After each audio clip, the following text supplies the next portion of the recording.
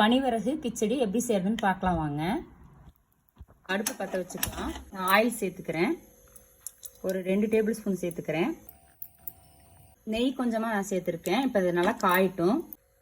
எண்ணெய் காஞ்சிருச்சு. ஒரு பட்டை, கிராம்பு, ஏலக்காய், ஜாதிபத்திரி, அன்னாசி மூக்கு, மராட்டி மூக்கு இதெல்லாம் நம்ம இப்போ சேர்த்துக்கலாம். அது கூடவே முந்திரி நான் சேர்த்துக்கிறேன். மீடியம் சைஸ் ஒரு பெரிய வெங்காயம், தக்காளி சேர்த்துக்கலாம். அதுக்கு தேவையான உப்பு சேர்த்துக்கலாம்.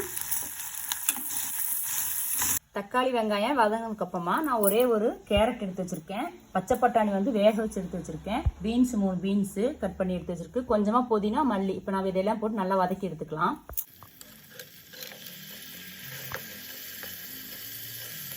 கொஞ்சமாக மஞ்சள்தூள் சேர்த்துக்கிறேன். அடுத்ததாக ஒரே ஒரு பச்சை மிளகாய் காரத்துக்கு சேர்த்துக்கிறேன். பாசிப்பருப்பு வந்து கழுகி எடுத்து வச்சுக்கிறேன். இந்த மாதிரி ஒரு கப்பில் இதையும் நான் சேர்த்துக்க போகிறேன். இப்போ காயெல்லாம் நல்லா வதங்கி வந்துருச்சு. தண்ணி சேர்த்துக்கலாம். நான் 1 கப்பு வந்து பனிவரகு எடுத்து வச்சுருக்கேன். அதுக்கு வந்து 2.5 கப் அளவு தண்ணி சேர்த்துக்கணும்.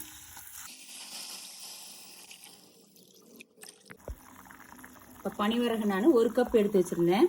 ஊற வச்சு எடுத்து வச்சுருக்கேன். நான் நைட்டே வந்து தண்ணியில் போட்டு கழுகி ஊற வச்சு எடுத்து வச்சுருக்கேன். சிறுதானி வந்து எப்பவுமே நம்ம வந்து ஊற வச்சு தான் செய்யணும். இப்போ நம்ம அதை சேர்த்துக்கலாம். இப்போ நல்லா கொதி வந்துருச்சு. மூடி போட்டு மூடி வச்சு 2 விசில் விட்டு எடுத்துக்கலாம். விசில் அடங்கிடுச்சு. 2 விசில் வந்ததுக்கப்புறம் நம்ம இதை ஓப்பன் பண்ணி எடுத்துக்கலாம். சூப்பராக வெந்து வந்திருக்கு. சூப்பரான பனிவரகு கிச்சடி ரெடி ஆயிடுச்சு. அதுக்கு கூடவே தயிர் பச்சடி நான் செஞ்சுருக்கேன்.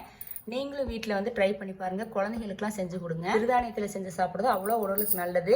இந்த வீடியோ பிடிச்சிருந்தா லைக் பண்ணுங்கள், ஷேர் பண்ணுங்கள், சப்ஸ்கிரைப் பண்ணுங்கள்.